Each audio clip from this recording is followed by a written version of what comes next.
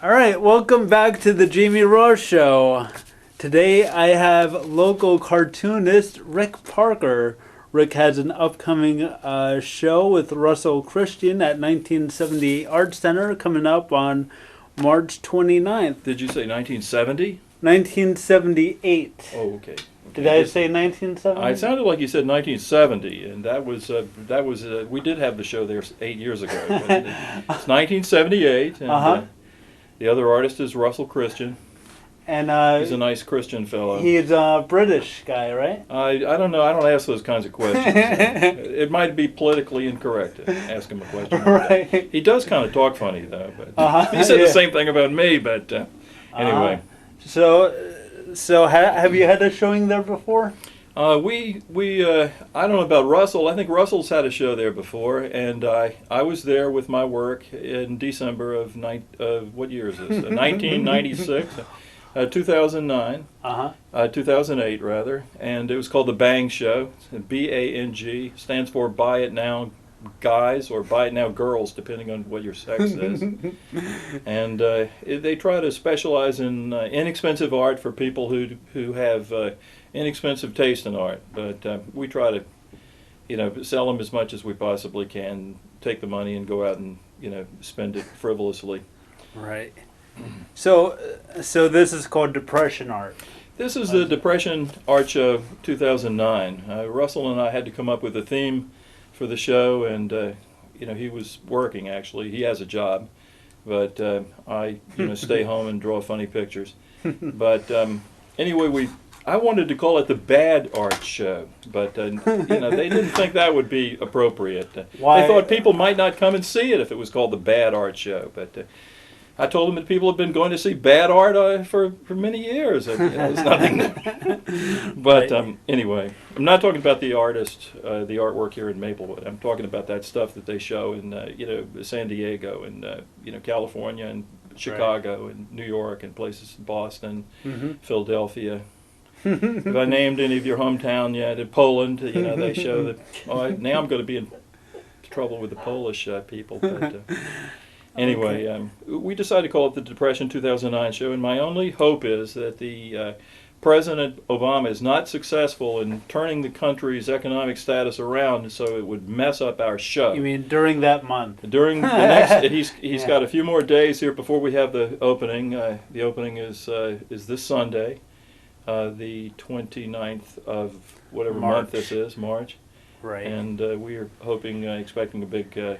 We're hoping for a big turnout. Right, and it runs through May 5th, Show will be 3rd. there May 3rd, yes. And now, 1978, people can go there mainly on the weekend, or it's only open on Saturday and Sunday from Okay. 2 o'clock in the afternoon until 5 o'clock in the afternoon. 2 to 5. And if you go there at any other time, you'll only be able to look through the window at the artwork, which might not be a bad thing, actually. Then you can go across the street to Dunkin' Donuts and there's a cappuccino or whatever. There's plenty of windows there. So there's a lot of windows there. It's good southern exposure. Southern exposure. Okay, so let's talk real quick about how did you start in cartooning?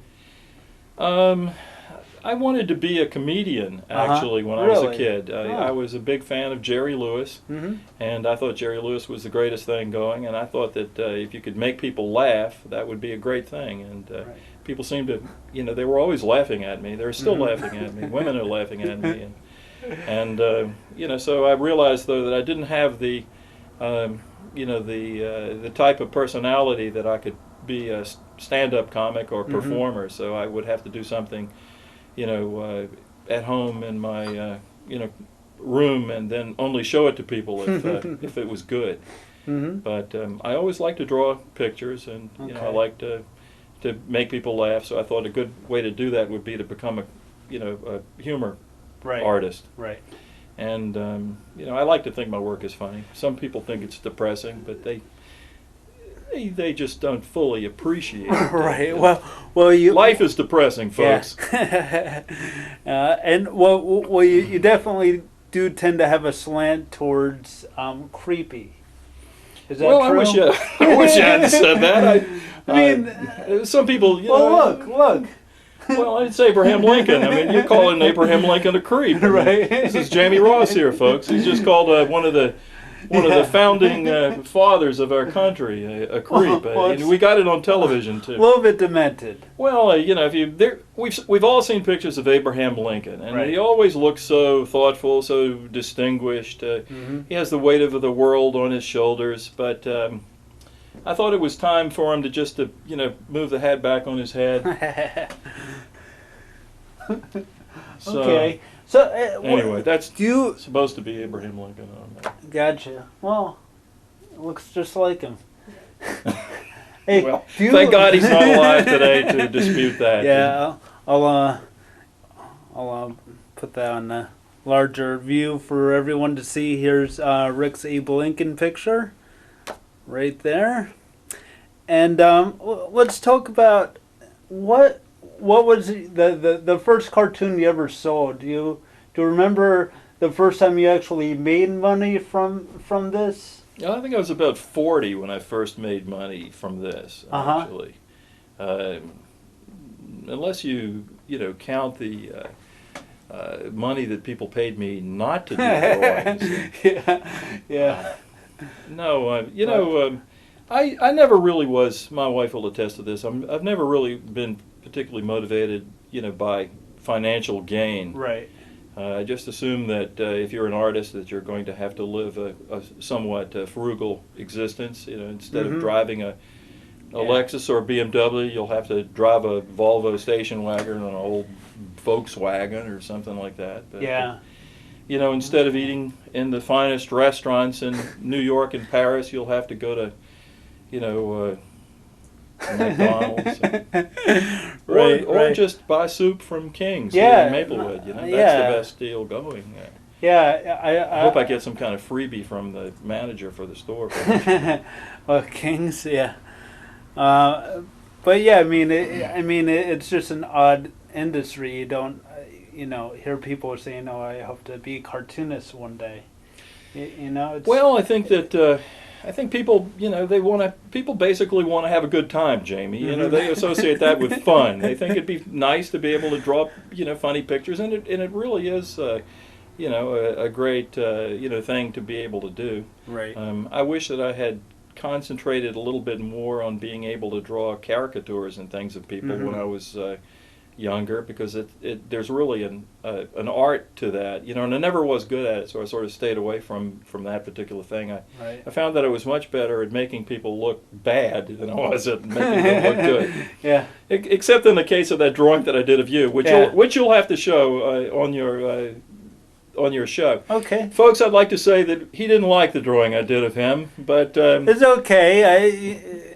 You chose not to put lines in my teeth. we don't put lines in people's I know, teeth. and it's something I just have to get used to, because when I look at myself, I always notice teeth. And we don't put lines on people's faces if you happen to be over 30 years old and you're worried about that smile line. That won't appear. I mean, this sort of sounds like I'm doing a commercial. I don't really like doing drawings of people. It's too Right. hard. You have to please them, and Right. and then they're they're sort of they take it kind of personally if you don't make it look the way they think that they look, and no one really knows how they look. Right. But Well, I prefer to make people up, because those people can't bother you. They can't complain because they don't exist. But, That's true. anyway. That's true.